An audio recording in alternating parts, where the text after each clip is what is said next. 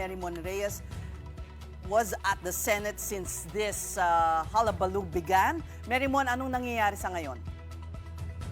Please, good evening. Sa ngayon, since nalift na yung pinaka-total lockdown dito sa Senado, so yung ilang mga empleyado dito, and even yung mga kapatid natin sa press ay nagkakaroon na ng pagkakataon na lumabas, iba na yung pagiging mahigpit nila kumpara kanina. Pero just a few minutes ago, kung makikita nyo dito sa likuran ko, merong mga kawani mula sa sangkapulisan ang pumunta dito. Though we're yet to know kung ano ang pakay nila, lalo't pat sa kasulukuyan under the Senate Protective Custody itong si Senator Bato de la Rosa.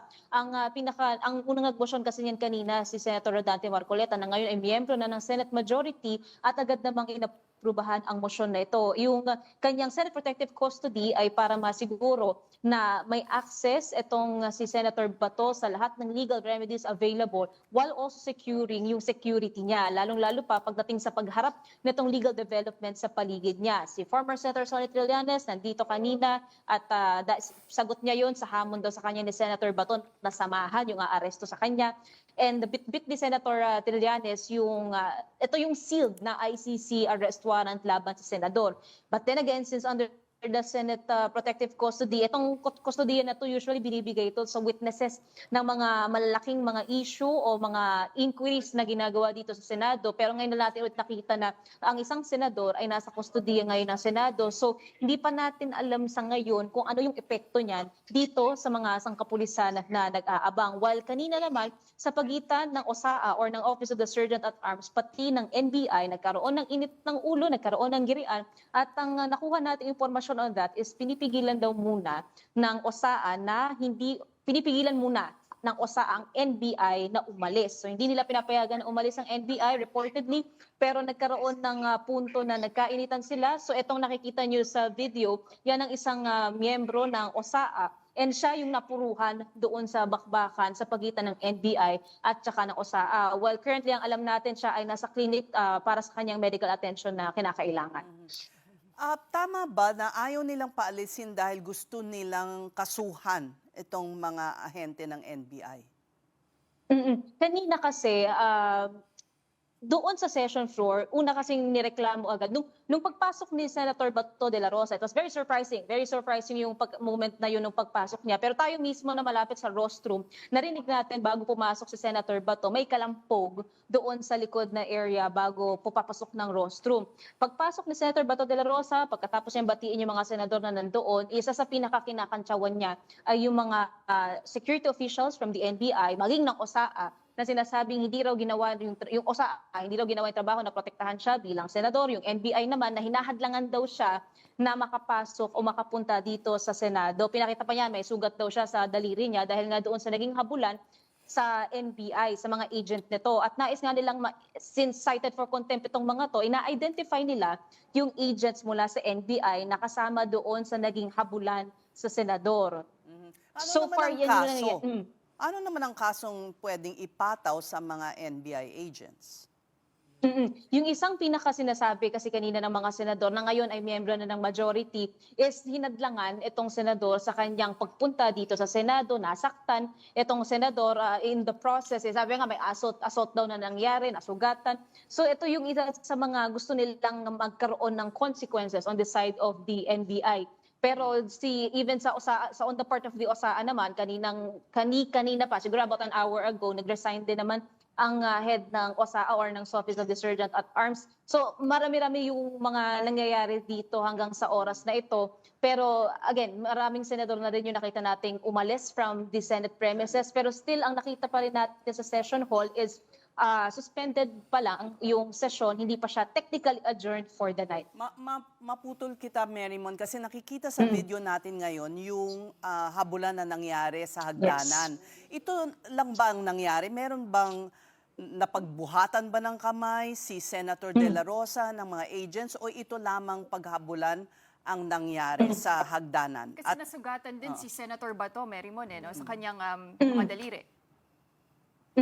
Actually, kung base doon kasi sa CCTV footage, ayun pa nga yung unang kinontes kanina, kung maaaring matignan yung CCTV footage para raw makita kung paano nga ba ito nangyari.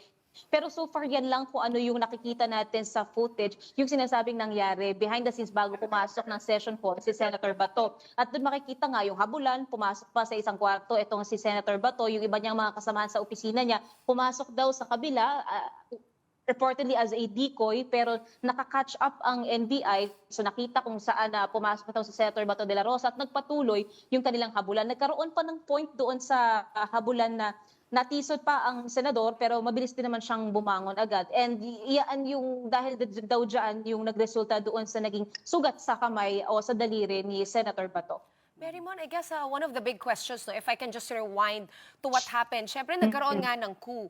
Ang tanong na, anong oras nagsimula mag-abang yung mga ahente ng NBI dyan, no, kasama si dating Senador Trillanes, at yung dati bang Senate Majority under former SP Tito Soto, sila ba ay pumayag na ipapasok sila kasi parang walang gusto mag-take ng accountability kung who gave permission, are the NBI allowed to just go there and enforce a warrant?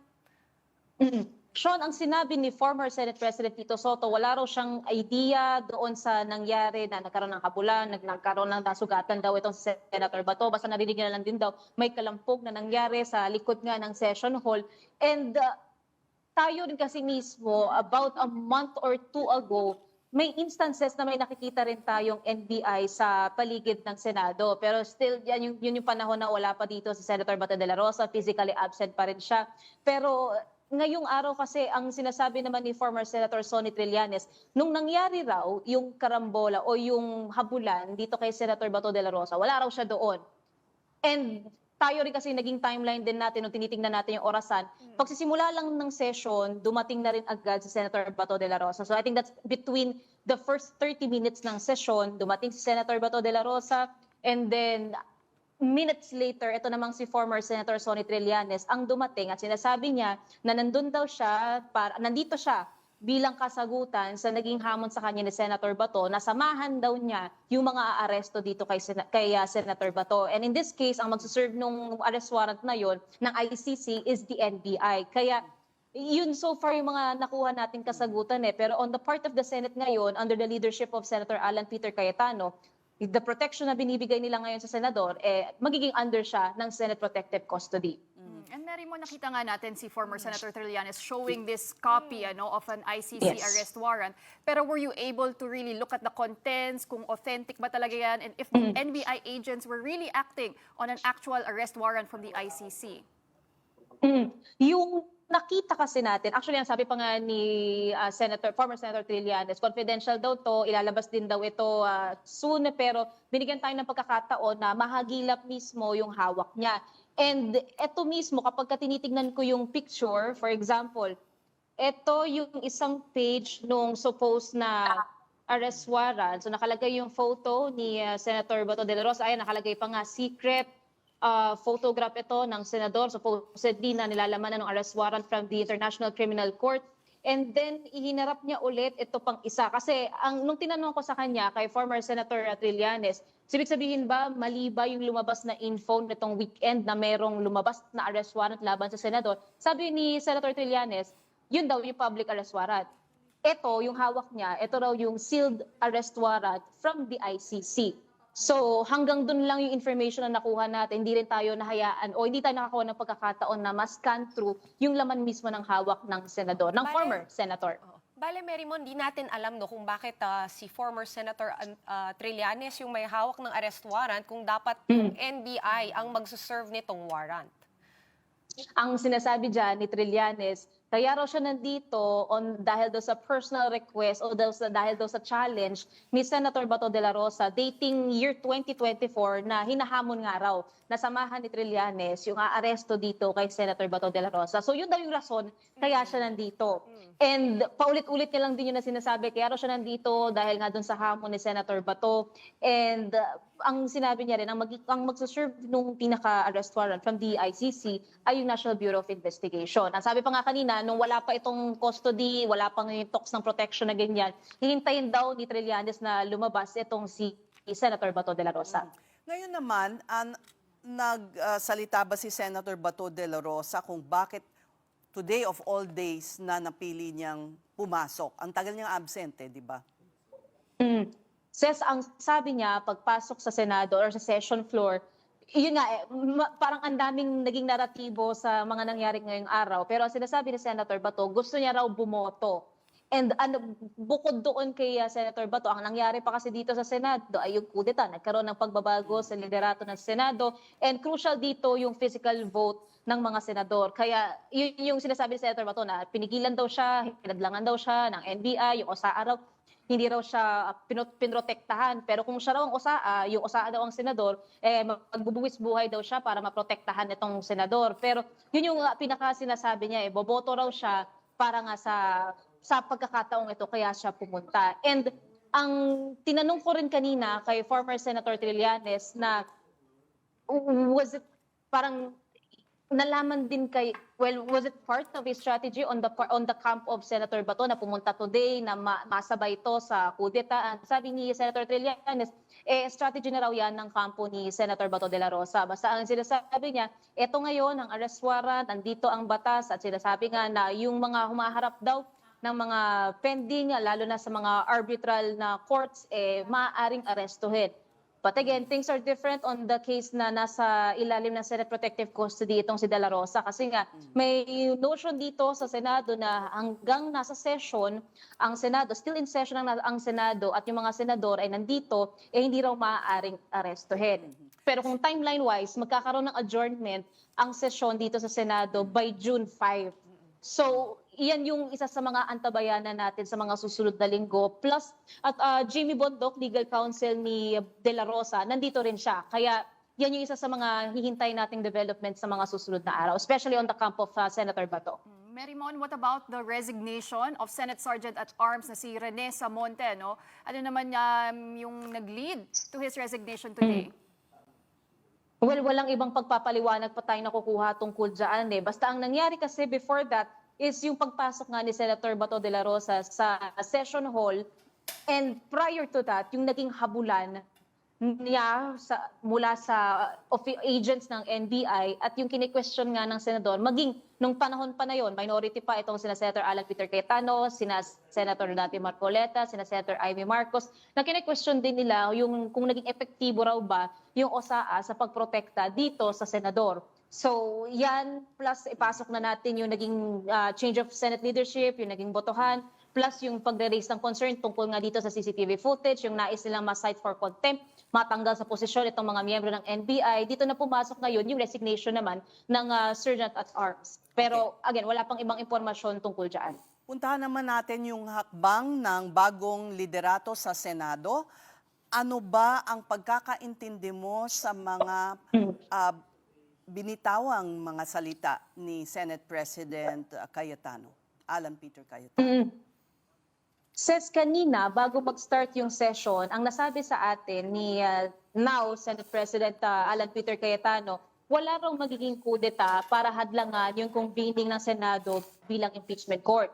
Pero later on, ang nakita din natin is nagkaroon ng change of leadership and then leading ngayon sa pagbibigay ng protective custody para kay Senator Bato de la Rosa. And ang sinisiguro lang daw nila dito is yung protection sa senador, especially sa legal developments na nangyayari sa paligid niya. So again, ito nga yung nagsisiguro na may access sa legal remedies or alternatives or options itong sa Senator de la Rosa, while secured din or guaranteed din yung kanyang security for the time being. Kasi yung isa sa pinaka-kine-question pa nga kanina, para papayag daw sila kung local court ang mag-i-issue ng arrest warrant. Kasi nga, ang katayuan din ng minority noong dati pa, nung minority pa lang sila, is kine-question din naman nila yung jurisdiction nga ng ICC tungkol dito, yung tungkol doon sa arrest warrant, kung valid nga ba ito.